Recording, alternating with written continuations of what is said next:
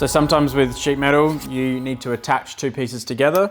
There's two options. You can either use a rivet or a spot welder. So a spot welder is just a very small weld. Okay, on a piece this size here, we would use probably 4 or 5 just to make sure there's a nice bit of strength. Safety wise, obviously we need our glasses, we need an apron, and we need gloves. The reason we need gloves especially is because there is heat involved, but it also creates a bit of a spark. So just something to be aware of.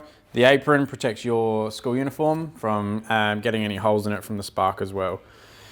So setting it up, okay, we pivot it out, make sure that the teacher's got it turned on and set to the appropriate thickness, okay?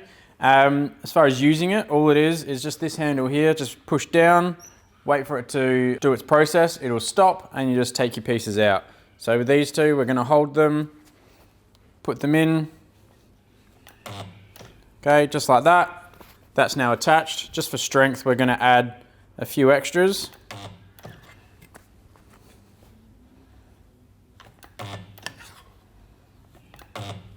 Okay, that's now done. You can see the 4 spots that I've done it.